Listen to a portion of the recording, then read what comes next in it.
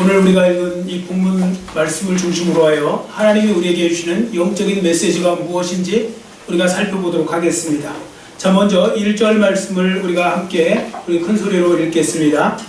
에브라임 산지 라마다임 소빔에 에브라임 사람 엘가나라 하는 사람이 있었으니 그는 여로보암의 아들이요 엘리후의 손자요 도후의 증손이요 숲의 현손이더라. 아멘. 여기에 보시면 엘가나라는 사람이 소개되어 있는데요, 그 유명한 사무엘 선지자의 아버지의 이름입니다. 엘가나는 몸은 에브라임이라는 곳에 살고 있었지만 그는 레위인의 후손입니다. 그래서 나중에 아들 이 사무엘이 제사장이 될 수 있는 겁니다. 제사장은 아무나 되지 못하고 레위 족속, 레위 지파만 제사장이 될 수 있는 거죠. 자, 그 다음에 1절을 통해 살펴볼 것은 사무엘 기자가 왜 본문 1절에 고조할아버지, 숲의 현손이라고 했을까? 왜 현손까지, 즉 고조할아버지까지 그 이름을 기록하고 있는가? 이제 그 부분을 보는데 적어도 세 가지 이유가 있습니다. 첫 번째는 이 본문의 이 엘가나의 이야기는 꾸며낸 이야기, 소설 속의 이야기가 아니라 실제적인 역사 속에서 이루어졌다는 걸 구체적으로 보여주려고 이 고조할아버지까지 그 명단을 적은 거고요. 두 번째, 이 족보를 기록함으로 사무엘이 사사 또 선지자 무엇보다도 제사장으로 이렇게 전혀 결격 사유가 없다는 것, 앞으로 그가 제사장이 돼도 결격 사유가 없다는 것을 나타내는 것이고요.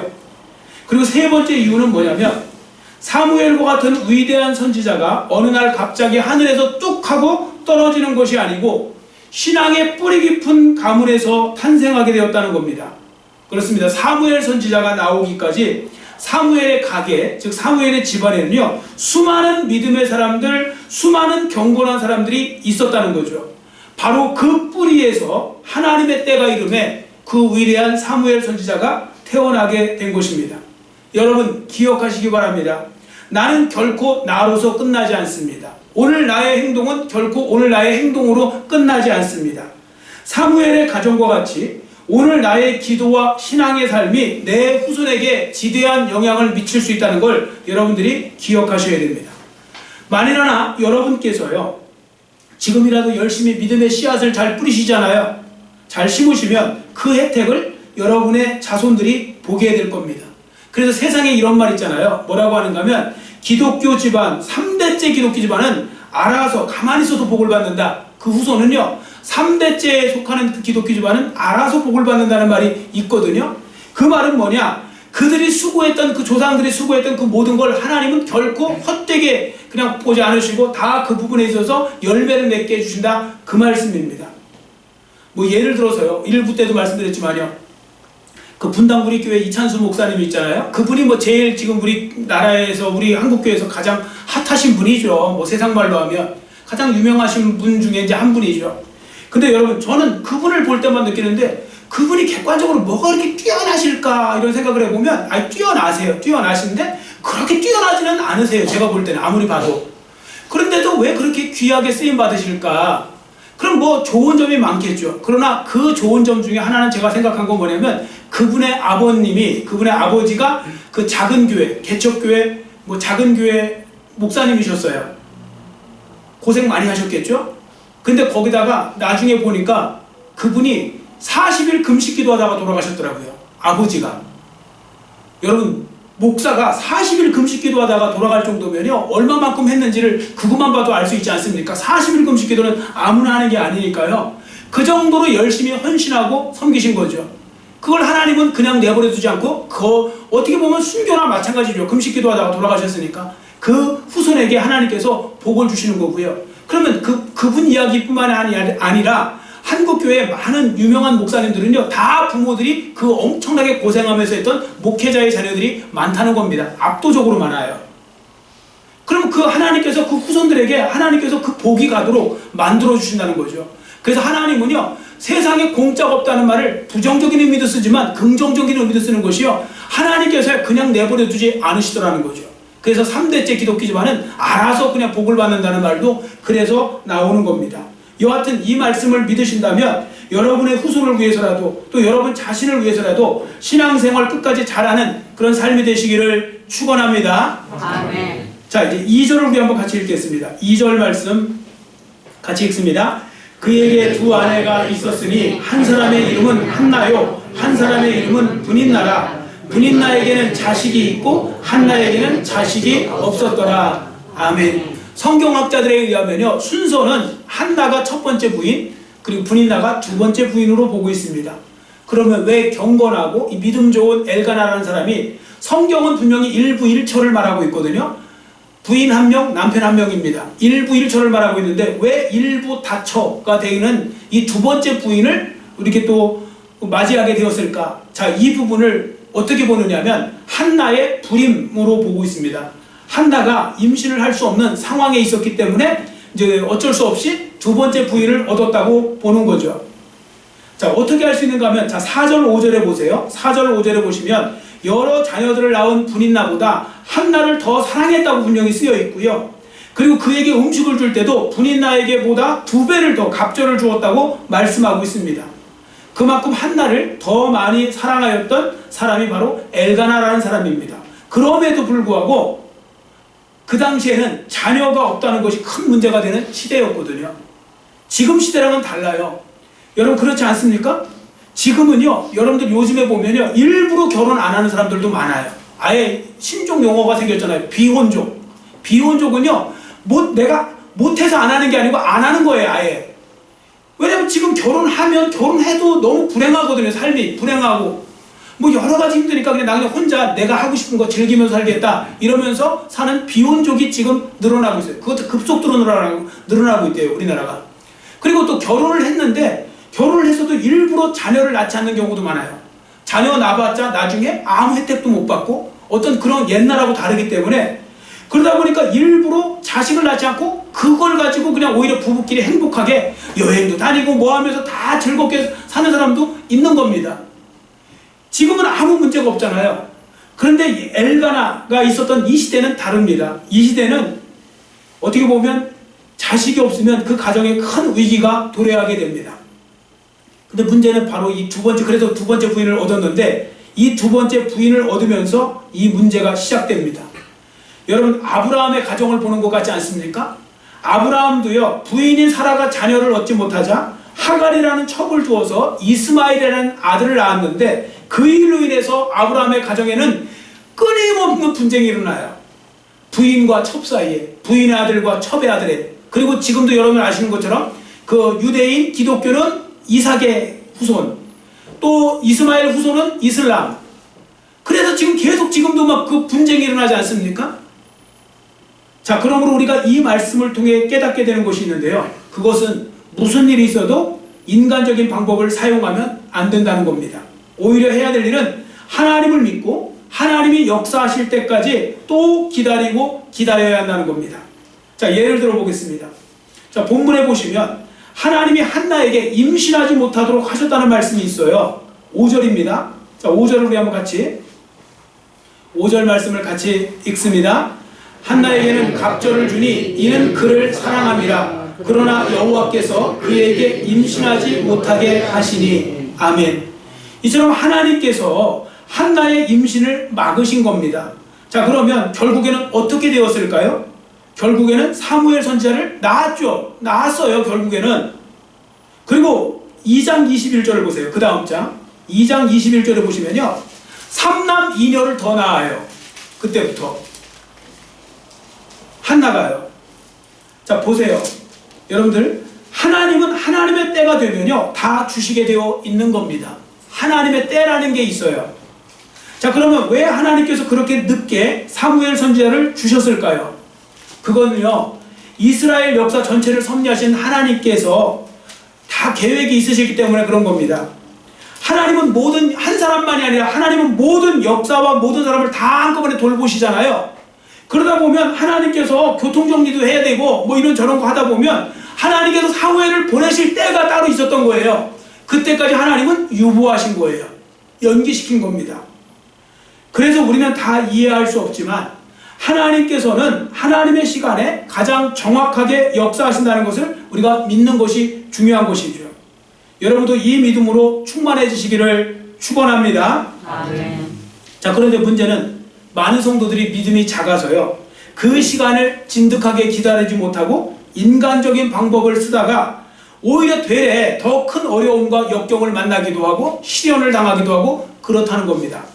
자, 예를 들어 아브라함의 가정을 보세요. 하나님께서요, 아브라함에게 결국은 나중에 이삭을 주지 않습니까? 그런데도 그걸 기다리지 못하고 인간적인 방법으로 하갈을 취했다가 오히려 더 큰 가정의 시련을 겪게 만드는 거죠. 자, 이것을 세상 사람들이 뭐라고 합니까? 긁어부스럼. 긁어부스럼을 만들어 버린 겁니다. 여러분, 지금 주신 이 말씀을 믿으신다면요, 하나님 앞에서 우리가 인간적인 생각과 인간적인 방법을 버리셔야 됩니다. 그리고 인내함으로 하나님이 역사하실 때까지 기도하며 기다리는 것도 중요한 겁니다. 갈라디아서 6장 9절을 우리 한번 같이 읽겠습니다. 자, 앞에 보시고 갈라디아서 6장 9절 같이 읽습니다. 우리가 선을 행하되 낙심하지 말지니 포기하지 아니하면 때가 이름에 거두리라. 아멘. 때가 있다는 겁니다. 때. 그 때까지 기다리라는 겁니다. 하나님의 보폭과 우리의 보폭이 달라서 때로는 우리가 기다리기 너무 벅차지만 그래도 기다리다 보면 하나님의 때, God's 타이밍, 하나님의 때가 있기 때문에 그 때까지 기다리면 반드시 열매를 거두는 때가 온다는 것이죠. 그래서 메투엘리라는 유명한 성서 주석학자가요, 이 메투엘리가 이 엘가나가 행한 이 일을 재밌게 표현했습니다. 뭐라고 했는가 하면요, 엘가나처럼 자신이 만든 채찍으로 자신이 맞는 경우가 종종 있습니다. 그러니까 엘가나가 분인날을 부인으로 둔 건 채찍을 만든 거래요. 그리고 그 채찍에 자기가 맞는 꼴이 되는 거죠. 그리고 진득하게 기다리지 못했기 때문에 그런 현상이 생겨나는 겁니다. 여러분 모두 인간적인 방법을 버리시고 하나님을 더욱더 바라보며 기다리시고요, 하나님이 그러면 해결해 주시고 역사해 줄 때까지 기다리면 하나님께서 반드시 가장 좋은 방법으로 인도해 주실 줄 믿습니다. 그 길이 가장 안전한 길이요, 가장 빠른 길이요, 가장 확실한 길이 되는 것입니다. 그러니까 우리가 이 믿음을 가지고 살아가야 되고요. 자, 그러면 지금까지 주신 말씀을 종합 정리를 하면 세 가지 우리가 기억하셔야 될 것이 있습니다. 첫 번째, 믿음의 가문을 만들기 위해서 나 자신의 오늘 하루하루가 얼마나 중요한지를 기억해야 한다는 겁니다. 특히 하나님 안에서요, 앞에 말씀드린 것처럼 하나님 안에서 어려움과 불리함이 있을지라도 희생하고 헌신하잖아요. 그럼 그 사람들의 후손을 하나님께서는 복을 주세요. 하나님은 인간적인 방법으로 편리하고 좋은 거와 자기한테 유리한 것만 찾아다니는 사람에게 하나님은 복을 주지 않으세요. 이미 복을 그 사람들은 자기 알아서 그냥 챙겨 먹으니까. 그게 아니고 고지식해도 나는 사람들이 뭐라고 해도 왜 그렇게 바보같이 당하고 있느냐, 왜 그런 자리에서 혼자 힘들게 하고 있느냐 하더라도 그 모든 걸 참아내면서 희생하고 헌신하잖아요. 그럼 하나님께서 그 가정에 그 후손들에게 복을 주신다는 그 말씀이 오늘 말씀을 통해 주시는 거고요. 자, 그 다음에 두 번째, 무슨 일이 있어도 인간적인 방법을 버리고 하나님의 때를 기다려야 한다는 겁니다. 자, 그리고 세 번째가 있습니다. 아무리 가정일이나 개인적인 일로 괴롭고 복잡하다고 하더라도 예배만큼은 반드시 드려야 한다는 겁니다. 자, 본문 3절을 우리 한번 같이 읽겠습니다. 3절 같이 읽습니다. 이 사람이 매년 자기 성읍에서 나와서 실로에 올라가서 만군의 여호와께 예배하며 제사를 드렸는데 엘리의 두 아들 홈리와 비누아스가 여호와의 제사장으로 거기에 있었더라. 아멘.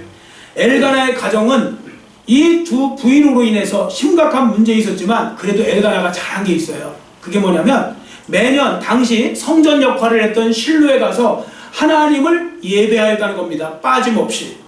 그러자 하나님은 예배에 충실한 엘가나 가정에 문제가 해결되도록 인도해 주신 겁니다. 자, 이거 오늘날 많은 성도들과 반대죠.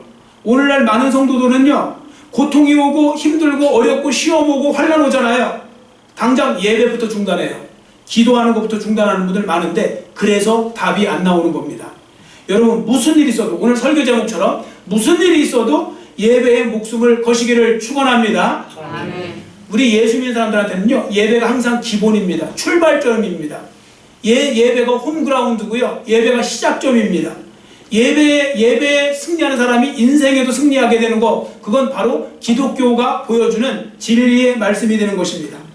자, 그 다음에 3절을 보세요. 3절을 통해 우리가 또 한 가지 깨닫게 되는 바가 있는데, 사무엘의 아버지 엘가나가 그래도 그 당시에 믿음이 좋은 사람이었다는 겁니다. 그리고 그 가정에 사무엘 선지자가 나온 거예요. 자, 본문 3절을 다시 우리 한번 읽어볼까요? 3절 같이 읽습니다. 이 사람이 매년 자기 성읍에서 나와서 실로에 올라가서 만군의 여호와께 예배하며 제사를 드렸는데 엘리의 두 아들 홈니와 비느하스가 여호와의 제사장으로 거기에 있었더라. 아멘. 여러분, 구약에는요, 사람들이 자기가 있는 곳에서 하나님 앞에 기도할 수도 있고 하나님을 찾을 수도 있어요. 그러나 1년에 3차례는 반드시 성전, 하나님의 법궤가 있는 그 성소나 성전, 그곳에 가서 예배를 드리라는 거예요. 그때가 언젠가 하면 3대 절기 있죠. 유월절이 있고 맥추절이라고 하는 초실절이 있고 수장절이라고 하는 초막절이 있습니다. 요 세 절기는요, 반드시 그곳에 가서 예배를 하라는 겁니다. 현장에 가서. 왜냐면 그 실로라는 곳에 가려면 멀리는 막 열흘 두고 움직여야 되고 일주일도 움직여야 되는데 가서 하라는 건데, 엘가나가 꼭 그렇게 했다는 겁니다. 엘가나는 빠짐없이 그 예배에 목숨을 걸고 다 감당했다는 거죠. 그럼 엘가나의 이 모습이 왜 믿음이 좋다고 할까요? 여러분, 상대적인 것도 있겠지만 그걸 알려면 그 당시 영적 상황을 아셔야 됩니다. 엘가나가 살던 시대를 우리가 찾아보는데, 앞에 보시고 사사기 21장 25절, 이게 사사기 끝장 끝절 말씀이에요. 사사기 21장 25절을 우리 한번 같이 읽겠습니다. 그때 이스라엘에 왕이 없으므로 사람이 각기 자기의 소견에 옳은 대로 행하였더라. 아멘. 여러분, 이 말씀을 잘못 읽으시면 저 옳다는 말이 나와갖고 뭐 괜찮은 거 아닌가? 사람이 옳은 대로 행하는 거지. 그럼 뭐 내가 잘못된 대로 행하면 뭐 그게 문제이죠. 옳은 대로 행하는데 뭐가 문제냐 하는데, 저거 완전히 어떻게 부정적인 의미에서 말씀한 겁니다. 여러분, 사람이 자기의 옳은 대로 했다는 말은 뭐냐면 하나님 말씀 저버리고요, 제멋대로 살았다는 뜻입니다. 여러분, 사람이 옳은 대로 사는 게 좋은 것 같죠? 절대 아닌 거 아시죠? 사람들, 싸우는 사람들 보세요. 서로 나는 잘못했는데 저 사람이 저를 괴롭히는 거 맞아요, 이렇게 말하는 사람 없어요. 다 나는 옳은데 상대편이 틀려요. 세 사람이 나오면 세 사람이 다 옳대요, 자기가. 왜? 자기 기준점이 있어서 그래요. 다 자기 위주로 생각하니까, 아전인수격으로 해석하니까 그런 거거든요. 그래서 우리 예수 믿는 사람들에게는요, 하나님이 너가 생각하는 옳은 대로 살지 말고 하나님 말씀대로 살라고 그렇게 말씀하시잖아요. 근데 하나님의 백성이라고 했던 이스라엘 백성들이요, 자기 옳은 대로만 살았대요. 뭐 이게 옳고 저게 옳고, 지금도 그런 사람들 있잖아요. 맨날 자기 생각이 옳고, 하나님 말씀대로 움직여 나간 거죠. 그래야 옳은 거죠. 그런데 그렇게 살지 못하니까 영적인 암흑시대가 찾아오게 된 겁니다. 자, 이제 사무엘상 3장 1절의 말씀을 다시 한번 우리가 읽어보는데요, 사무엘 3장 1절은 이렇게 기록합니다. 우리 찾아서 한번 같이 읽겠습니다. 사무엘 3장 1절, 우리 같이 읽습니다. 아이 사무엘이 엘리 앞에서 여호와를 섬길 때에는 여호와의 말씀이 희귀하여 이상이 흔히 보이지 않았더라. 아멘. 현대인의 성경으로 제가 읽어드릴게요. 현대인의 성경에 이렇게 기록합니다. 어린 사무엘이 엘리 밑에서 여호와를 섬기고 있을 당시에는 여호와의 말씀을 듣기가 매우 힘들었고 한 환상을 보는 일도 거의 없었다. 여러분, 이 말씀이 무슨 의미일까요? 왜 여호와의 말씀을 듣기 힘들었을까요? 그 당시 하나님의 말씀이 없어서요? 아닙니다. 하나님의 말씀은 똑같이 있었습니다. 그런데 사람들이 관심이 없으니까 안 들리는 거예요. 여러분들 아시잖아요. 사람들이 연약한 존재다 보니까 동시에 다 듣지 못해요. 사람들은요, 일단 자기가 관심 있는 게 먼저 들리게 되어 있어요. 자기가 관심 있는 게 먼저 보이게 되어 있다고요. 여러분들 기억하시잖아요. 자기가 보고 싶은 대로 보이는 거. 사람이 완벽하지 않아요. 제가 그 이번에 왜 휴가, 한 이틀 휴가 가면서 그 친구 후배 목사가 오라고 그래서 그 태안에 갔었어요. 충남 태안에 갔는데, 가다 보니까 그래서 이제 이 지방에 좀 특산물 하나 이제 먹어보고 싶지 않아요? 그래서 이제 인터넷에 찾아보니까 개국지가 있더라고요. 개국지. 아세요? 개국지. 이 꽃게 같은 게로 만든 이제 탕 같은 건데, 그게 거기 이제 특산물인가 봐요. 그래서 개국지 한번 먹어봐야 되겠다. 그래서 그 다음날 이제 차를 운전하고서 저희 아내랑 이제 다니는데, 그 간판마다, 식당 간판마다 개국지가 다 보이는 거예요. 근데 그 전날은 안 보였거든요, 하나도? 개국지가 있는지 뭐가 있는지. 근데 계속 개국지 하고 있더라고요. 왜 그랬을까요? 제가 알게 된 거잖아요. 그리고 저거 한번 먹어봐야지 하고서 관심을 갖잖아요. 그러니까 보이더라고요. 그래서 먼 눈에는 뭐만 보인다는 말도 딱 맞는 거예요. 관심 있는 부분에 관심 있는 거예요. 세상적인 사람들은요, 세상적인 게 보이고, 영적인 사람은 영적인 게 보이고요. 아파트에 관심 있는 사람은 어디 가면 맨날 아파트가 보이고, 교회에 관심 있는 사람은 어디 가면 교회당이 보이고, 불교에 관심 있는 사람은 어디 가면 절간만 보이고, 이렇게 보이는 거잖아요. 그러니까 그 당시 하나님의 말씀이 희귀했다는 말은 사람들이 그만큼 관심 없었다는 뜻이고, 안 들렸다는 거예요. 그러니까 못 들은 거예요. 하나님 말씀이 있는데도. 그 영적으로 어두울 수밖에 없지 않겠습니까? 자, 그런데 엘가나가 그 속에서요, 변함없이, 흔들림 없이, 세상은 영적으로 신앙적으로 침체돼갖고 제 멋대로 살고 있는데, 그 사람은 하나님 말씀 그대로 순종해서, 그래도 누가 뭐래도 6월절, 또 초실절, 초막절, 꼬박꼬박 성전에 올라가서 1년에 그럼 3번 여행해야 돼요. 여러분, 에브라임부터 실로까지 가려고 그러면 여행하듯이 가야 돼요. 근데 사람들이 여행할 때 예배드리러 여행하려고 그러는 사람 몇 사람이나 있어요. 다 어디가 놀러가고 세상적으로 즐기러 가지. 근데 그런 식으로 움직였다는 거예요. 그만큼 믿음이 좋은 거죠. 이런 엘가나의 모습을 배우셨으면 좋겠어요. 무슨 일이 있어도 예배만큼은 포기하지 않는 엘가나의 이 모습이요. 꼭 배우셔야 됩니다. 지금도 많은 성도들이 자꾸만 자신을 합리화하기 위해서요, 환경과 상황을 탓을 하는 경우가 많은데, 이런 모습 따라가시면 안 됩니다. 여러분, 신앙을 잘 지키셔서 세상이 어떻게 돌아가든지 간에 상관없이 하나님이 기뻐하시는 예배에 여러분들 목숨을 거시는 그런 삶이 되시기를 축원합니다. 그래서 제가 내년도에는 예배와 예배의 회복과 이 부분을 좀 더 강조하려고 합니다. 그 부분을 좀 많이 해야 될 것 같아요. 왜 그런가 하면 이번에 우리 총회에서 그 앙케이트 조사한 게 있더라고요. 그 조사한 거 나왔는데 어떤 현상이 생겼냐면요, 코로나 때 이제 대면 예배가 아니고 비대면 예배라서 이 영상 예배 드리고 막 그러지 않습니까? 온라인 예배? 이것 때문에 지금 했는데, 이제 앞으로는 현장 교회에 나가지 않고 그냥 온라인으로만 예배를 드리겠습니다 하는 사람이 30%가 넘고 35%인가 34%인가가 나왔어요. 34%는 이제 교회는 이제 안 나가겠다. 이렇게 편한데 내가 왜 저기를 하느냐. 그러면서 그들이 하는 일이 뭐냐면 또 하나에 집중하지 못한대요. 그분들의 특징은 뭐냐면 많은 분들이 여기저기 채널을 돌리면서 클릭을 하면서 이 교회 저 교회를 돌아다닌다는 거예요. 그래서 새로 생긴 명칭이 하나 있더라고요. 그게 플로팅 크리스찬이에요. 플로팅. 영어로 플롯이라는 뜻은 플로팅이 할 때 이게 떠다닌다는 뜻이거든요. 둥둥 떠다니듯이 여기 갔다 끼우 저기 갔다 끼우 하면서. 그래서 심지어 어떤 분들은 이렇게 한대요. 내가 딱 열어서 그 제목이나 이 모든 부분이 오늘 위로 설교? 그럼 그것만 찾으러 다닌다는 거예요. 계속 이쪽 교회 저쪽 교회 다니면서 이런 식으로. 그리고 나는 가서 앉을 필요도 없고 오가는데 교통체증 없어도 되고 헌금도 안 해도 되고 아무것도 안 해도 되고 편하게 이렇게 가겠다는데, 그걸 설교 들은 거지 예배라고 할 수 있습니까? 여러분, 예배는요, 설교 듣는 것만 예배가 아니에요. 제대로 또 설교도 내가 원하는 것만 골라서 듣는 거, 그걸 어떻게 하나님 앞에 드리는 예배라고 할 수 있습니까? 그리고 예배에는요, 집합성이라는 게 있거든요. 그래서 히브리서에도 10장 25절에 그날이 가까울수록 모이기에 더욱더 힘쓰라고 그랬잖아요. 주님 예수 오실기가 가까울수록 모이기에 힘쓰라고 하고, 예배에는 집합성이 있는데요, 어느 순간에 이 뭔가에 자꾸 세상적인 거에 좀 영합한 목회자나 신학자들이 뭐 마음이 중요한 거고 혼자 예배 드려도 되고 가정에서 예배도 드려야 된다고 하지만, 정작 그렇게 하면 초대교회 때부터 왜 모여서 예배 드려서 그 많은 사람들이 죽고 그 핍박을 당합니까? 초대교회 때도요, 사람들이 나 혼자 예수 믿어야지 하고서 집에서 혼자 조용히 성경책 보고 있었으면 그 핍박, 그 순교 안 당해도 되는 거거든요. 근데 그들은 예배를 위해서 목숨을 걸었다는 거죠. 죽음을 각오하고. 그런 부분들 속에서 지금 너무나 지금 뭔가 문제가 있어요. 그렇기 때문에 우리가 다시 이제는 포스트 코로나 할 때 예배에 이제 우리가 정말 집중하는 그런 부분도 우리가 내년에 분명히 신경 써야 될 겁니다. 제가 지난주 말씀드렸잖아요. 정말 이태원 참사 너무 안타깝고 젊은 아이들이 그 정말 어떻게 보면 이런 여러 가지 시스템의 부족으로 인해서 뭐 어쨌든 그 애매한 사람들이 얼마나 많이 죽었어요. 근데 그때 제가 그 열광한, 그 막 열광적으로 모이는 그 모습을 보면서, 야, 이거 뭐 거리두기 아무것도 없죠. 거리두기 제로던데요, 완전히. 코로나 이전보다 더한 것 같던데요.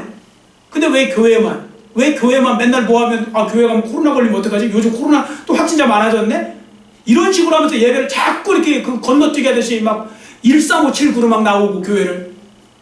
하나님 부르신 거예요. 나를 띄엄띄엄 보냐? 왜 1357부로 나오냐? 뭐 어느서부터 2주당 한 번씩 나오고 이게 뭐 하는 거냐? 그러면 어떻게 하시겠어요? 여하튼 중요한 건 무슨 일이 있어도 예배 생활에 회복이 있었으면 좋겠고요. 그렇게 되시기를 축원합니다. 자, 그 다음에 본문이 가르쳐주는 바가 있습니다. 엘가나 가정은 분열을 겪고 있었지만 지금 말씀드린 대로 하나님을 예배하는 일만큼은 최고로 무조건 했다는 겁니다. 우선순위로. 여러분, 엘가나가 잘못한 거 많아요. 자, 먼저 잘못한 게 뭡니까? 앞서 말씀드린 대로 부인을 얻었죠. 둘째 부인을. 왜? 하나님 때를 기다리지 못해서 둘째 부인을 얻었죠. 자, 그 다음에 두 번째 잘못이 있어요. 그게 뭐냐면 두 명의 부인 사이에서 지혜롭게 못했어요. 자, 어떻게 지혜롭게 못했는지 4절 5절을 우리 한번 다시 한번 같이 읽겠습니다. 4절 5절 같이 읽습니다. 엘가나가 제사를 드리는 날에는 제물의 분깃을 그의 아내 분인나와 그의 모든 자녀에게 주고 한나에게는 갑절을 주니 이는 그를 사랑함이라. 그러나 여호와께서 그에게 임신하지 못하게 하시니. 아멘. 엘가나가 화목제물을 드리고요. 화목제물은 하나님께 드리는 부분이 있고 그 제사를 드린 사람에게 주어지는 몫이 있어요. 그걸 갖고 가족 잔치도 하고 이웃을 불러도 잔치도 하고 하는 그런 화목제물이 있거든요. 그때 이제 고기를 나눠주는데 어떻게 되냐면 분인나에게, 둘째 부인에게는 한 근을 주면 한나에게는 갑절을 줬으니까 두 근을 주었다는 거예요. 두 근을. 자, 그러면 엘가나는 왜 이렇게 한나에게 갑절의 음식을 주었어요? 적어도 두 가지 이유가 있겠죠. 첫 번째, 한나를 사랑했기 때문입니다. 5절에 그대로 나와요. 5절에 보시면 한나를 사랑했기 때문에 갑절의 음식을 주었다고 했습니다. 여러분, 사랑하는 사람 더 주게 되어 있지 않아요? 자, 우리 속담에 좀 이상한 속담 하나 있죠. 미운 자식 떡 하나 더 준다. 여러분, 이거 공감하세요? 아니, 미운 자식한테 떡 하나 더 주고 싶으세요? 마음에 들고 예쁜 자식한테 더 떡 하나 더 주고 싶으세요? 솔직히 미운 자식한테 떡 하나 주고 싶을 때는 미운 자식이 혹시 이제 그 당뇨가 있어갖고 혈당 높여갖고 고생하라고서 주면 몰라도 누가 미운 자식한테 떡을 더 줍니까? 착한 자식한테 떡 더 주고, 유산도 누가 이쁜 자식한테 더 주려고 하지 누가 미운 자식한테 유산을 더 주고 뭐 그러겠습니까? 그건 사람 마음은 똑같죠. 그러니까 엘가나가 이렇게 한 건 뭐냐? 사랑하기 때문에 주는 거예요. 사랑하면 더 신경 쓰고요, 더 챙기고 그러는 거예요. 그러니까 그 사람을 보면, 그 사람한테 하는 걸 보면 알아요. 자, 그 다음에 엘가나가 한나에게 갑절의 음식을 준 이유는 그를 위로하기 위해서입니다. 앞에 말씀드린 대로 그 당시는 지금하고 달라요. 지금은 자식을 일부러 안 낳고 결혼도 일부러 안 하고 뭐 지금 자기가 그냥 살다가 가는 거죠. 왜냐면 옛날에는요, 자식을 낳지 않으면 농사 짓는 것부터 힘들어요. 옛날에 부지런히 특히 아들 한 이유가 뭐냐면 힘을 써야 되는 그 농사나 목축을 해야 됐거든요. 근데 지금은 그런 게 없잖아요. 그리고 우리나라가 옛날에는, 지금 연세 드신 분들이 제일 억울하신 것 중에 하나가 그건 거 아시죠? 열심히 시부모 모셔갖고 이제 다 장례 치러드리고 다 했더니 이제 본인은 혼자 가셔야 돼. 자식들이 안 돌봐요. 아니, 안 돌보는 시대가 왔어요. 이미 이제 다 이제 나이 드시면요, 자식이 있건 없건 어차피 이제 실버 요양원 가셨다가, 안 된 이야기지만 거기서 이제 요양병원으로 가셔야죠. 유중해지면. 그리고 끝나는 거예요. 자식이 있든 없든 그냥 돈만 있으면 돼요. 자식 키울 돈 갖고 오히려 거기다 해놓으면 더 호강하면서 나중에 노후를 잘 보낼 수도 있는 그런 시대가 되어버렸다고요. 근데 옛날에는 안 그랬다고요. 그러니까 여자한테 되게 불리하던 시대. 그래서 엘가나가 한나를 사랑하니까 더 일부러 챙겨주느냐고 일부러 이제 그 갑절에 어떤 그 고기를 나눠주고 그랬던 겁니다. 근데 문제는 여기서 이걸 잘해야 될 거 아니에요. 여러분, 고기를 좀 갑절로 줘도 몰래 줘야 되는 거 아니에요? 몰래 줘야죠. 몰래 줘야죠. 그러니까 분인나한테 저쪽도 한 근 줬어, 이렇게 하던지. 근데 분인나 앞에서요, 분인나가 알도록 이쪽은 한 근 주고 저쪽 두 근 주고 이러면, 여러분들, 여자가 그 부인도 자기도 사랑받아야 될 부인이잖아요. 아, 그런데 갑자기 확 무시하는 것 같은 느낌, 그런 거 들지 않아요? 여러분, 사랑하지 않는 상황은 그렇게 뭐 질투할 것도 없어요. 뭐 남이 옆집이 날 주든 안 주든 뭔 상관 있어요. 그러나 내가 사랑한다고 생각하는 사람이 나한테 저 사람하고 비교해서 확 이렇게 태도를 달리하고 이렇게 나눠주는 게 다르잖아요. 그러면 정말 우리 속담에도 그런 말 있잖아요. 남자도 마찬가지예요. 여자가 하늘 품으면 온 6월에 설이 내린다고 뭐 그러는데 남자도 하늘 품으면 온 6월에 설이 내리고 눈발 날리고 그래요. 자, 일단 그렇게 딱 이렇게 차별을 받으면요, 사람은 본능적으로 무슨 생각이 드냐면 온갖 안 좋은 감정이 다 생겨요. 그 남편을 보면서 자존심도 상하고요, 상처도 받고요, 수치감도 생기고, 이 차별당하는 것 때문에 굉장히 그 충격을 먹는다고요. 그러면 시기와 질투가 막 폭발을 해요. 그러면 이게 시기와 질투가 누구한테 가겠어요? 남편이 사랑하는 그 대상으로 가는 거예요. 내가 사랑하는 사람이 그 사랑하는 사람에게 그 막 시기와 질투가 가서요, 그래서 막 그 증오하게 되고 저주하게 되고 심지어 괴롭힐 수 있으면 막 괴롭히고 막 그래요. 자, 실제로 괴롭혔잖아요. 분인 나가 행한 일. 6절을 우리 한번 같이 읽겠습니다. 6절 말씀 같이 읽습니다. 여호와께서 그에게 임신하지 못하게 하심으로 그의 적수인 분인 나가 그를 심히 격분하게 하여 괴롭게 하더라. 아멘. 자, 이렇게 실제적으로 그 한나를 공격을 한 겁니다. 자, 그렇습니다. 치사하게도요, 분인 나는 상대편의 가장 큰 아킬레스건을 건드리면서 괴롭히고 있었던 거죠. 근데 그것도 언제 괴롭혔는지 아세요? 요즘 말로 하면 예배 시간에. 이게 분인 나의 가장 결정적인 흠이 됩니다. 자, 7절을 우리 한번 같이 읽겠습니다. 7절 말씀 같이 읽습니다. 매년 한나가 여호와의 집에 올라갈 때마다 남편이 그같이 하매 분인 나가 그를 격분시키므로 그가 울고 먹지 아니하니. 아멘. 의도적으로요, 일부러 성전에 올라가서 예배만 드리려고 하면요, 그때 예배 전에 그를 들들 이렇게 막 공격을 해갖고요, 그 한나의 마음을 아프게 만들고 고통스럽게 만들어 놓은 것입니다. 여러분, 한나의 예배 생활을 방해했잖아요. 무슨 복을 받을까요? 분인나가 받을 복은 없어요. 여러분, 다른 거 몰라도요, 세상에 예배를 방해하는 사람들이 받을 복은 없어요. 오히려 심판을 안 받으면 다행이죠.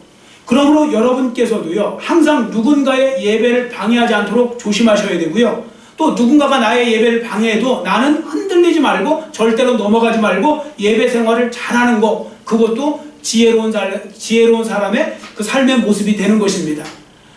자, 성도들 중에도 예배 드리러 오다가 이제 싸우는 사람도 있잖아요. 그 예배 드리러 올 때는 좋은 이야기만 하세요. 부부간에 차 타고 오시다가 걸어오시다가 싸워갖고 한 사람은 집으로 가고 한 사람은 교회로 오고, 그러면 교회로 온 사람은 무슨 기분으로 그 예배를 드릴 것이며. 그래서 우리가 그런 부분들 속에서 하여튼간 좋은 분위기를 만드는 건 중요한 겁니다. 여러분, 토요일 저녁을 잘 보내셔야 되는 것도 중요한 겁니다. 그리고 여러분들이 예배의 분위기, 그러니까 예배를 드릴 때 기분 좋게 드릴 수 있도록 여러분들이 그걸 컨디션 관리도 잘하는 것도 중요한 겁니다. 자, 이상에서 보신 바와 같이 엘가나는 여러 가지 부족함으로 인해 가정의 불화를 자초하고 말았죠. 그런데도 잘한 게 있어요. 그게 뭐라고요? 그래도 예배는 드리면서, 싸워도 예배는 드리면서. 예배를 드리다가 보면요, 싸워도 해결할 방법이 있어요. 예배를 드렸어요. 남편과 아내가 싸웠어요. 근데 한 사람이 집으로 가고 한 사람은 교회로 오는 게 아니고, 그래서 둘 다 와서 서로 반대편에 앉았어요. 이쪽. 이렇게 앉을 수 있잖아요. 그래도 설교를 듣다가 어느 날, 내가 잘못 알았구나, 아니면 내가 더 용서해야 되는 거구나, 아니면 내가 사랑해야 되는 거구나. 그러면 해결의 기미가 보이잖아요. 모든 것은 그건 한 예를 드는 거고요. 모든 거에는 그 원칙이라는 게 있어요. 크리스천들은요, 예배를 통해 해결을 받는 것입니다. 그래서 엘가나 가정이 예배만큼은 놓치지 않았더니 하나님이 결국 그 엘가나 가정에 사무엘 선지자를 보내주시잖아요. 이게 바로 다 예배에 승리한 모습이 되는 것입니다. 여러분, 이 말씀을 믿으신다면 예배 생활에는 꼭 성공하시기를 축원합니다. 아멘. 이제 2023년도를 그렇게 만들려고 합니다. 우리가 2023년도에 회복에 어떤 그런 좀 초점을 두는데, 예배 회복을 우리가 이제 초점을 두고 좀 나아가려고 합니다. 자, 그 다음에 끝으로 한나의 약점 한 가지만 간단히 말씀드립니다. 한나의 약점은 쉽게 말씀드리면 이런 거예요. 세상에서 오는 고통, 슬픔으로 인해서 하나님 안에서 누려야 될 예배의 기쁨을 빼앗기고 있는 거예요. 한나가. 자, 7절을 다시 한번 우리 큰 소리로 읽습니다. 7절 같이 읽겠습니다. 매년 한나가 여호와의 집에 올라갈 때마다 남편이 그같이 하매 분인 나가 그를 격분시키므로 그가 울고 먹지 아니하니. 아멘. 여호와의 집은 예배드리러 온 거죠. 예배드리러 왔는데 또 일부러 분인 나가 또 슬슬 긁어갖고 그랬더니 결국 뭐 했다요? 울고 먹지 않았다. 얼마나 화가 나면 울고 먹지 않겠습니까? 예배 실패한 거잖아요, 이 한나가. 여러분, 마귀는요, 사람들을 시켜서 우리의 예배를 깨트리기 위해서 우리의 감정을 건드릴 수 있어요. 그때 우리가 세상에서 오는 그런 어려움, 고통, 걱정 이런 것 때문에 여러분들 기쁨의 예배가 빼앗기지 않도록 여러분들 조심하셔야 됩니다. 여러분들 왜 예수님이 비유하신 4가지 땅 씨 뿌리는 자의 비유에서 나오는 것처럼 가시밭, 가시떨기가 그거 아닙니까? 세상의 염려와 걱정 때문에 열매를 못 맺어요. 여러분 거꾸로 하시기를 축원합니다. 어떻게 하냐면 예배의 기쁨이 여러분들 세상 근심 걱정을 다 상쇄시키고 짓눌러 버릴 수 있도록 그렇게 만드시기를 축원합니다. 근데 거꾸로 하신다고요. 사람들이 세상 걱정 염려 갖고 와갖고 예배 시간에 다 그 생각 때문에 그냥 염려되고 걱정되고 하나도 기쁨이 없고 그렇게 살지 말라고요. 예배는 기쁨의 예배가 되어야 되니까 반대로 하셔야 됩니다. 그래서 믿음의 사람들은 예배를 드리고 나면 다시 염려, 걱정 이 모든 것을 떨쳐버리고 오히려 정말 그걸 이겨낼 수 있는 거죠. 예배의 힘이 거기 있어야 됩니다. 근데 자꾸 예배의 힘을 거꾸로 빼버리고 반대 현상을 만드니까 그게 문제가 되는 것이죠. 아무쪼록 여러분 모두 오늘 주신 말씀을 잘 기억하시고 무슨 일이 있어도 하나님의 때를 기다리시고 무슨 일이 있어도 예배만큼은 포기하지 않고 예배를 잘 드리시는 여러분 모두의 삶이 되시기를 간절히 빌고 원합니다. 아멘. 기도하겠습니다. 사랑의 하나님 아버지 감사합니다. 오늘은 말씀을 통하여서 무슨 일이 있어도라는 설교 제목을 가지고 하나님의 음성을 들었습니다. 무슨 일이 있어도 우리가 하나님의 때를 기다리며 하나님의 역사를 우리가 기다리며 기도하며 살아야 된다는 것, 또 무슨 일이 있어도 어떤 상황이 있어도 예배만큼은 포기하지 말고 예배는 정말 목숨처럼 여기고 예배를 소중히 여기고 예배를 귀하게 여겨야 된다는 것을 말씀을 통해 보았습니다. 이 코로나 후유증으로 생겨난 이 한국교회 현상 중에 예배의 회복이 너무나 절실하오니 하나님 아버지 성도들에게 예배의 마음을 또 하나님 진짜로 아버지 예배할 수 있는 진정한 마음을 허락하여 주셔서 우리가 더욱더 예배 생활에 승리할 수 있는 자가 되고 그리고 하나님 주시는 놀라운 은혜와 복을 누리는 삶이 될수록 하나님 은혜 더하여 주시옵소서. 감사드리오며 예수님의 이름으로 간절히 축복하오며 기도드렸사옵나이다. 아멘.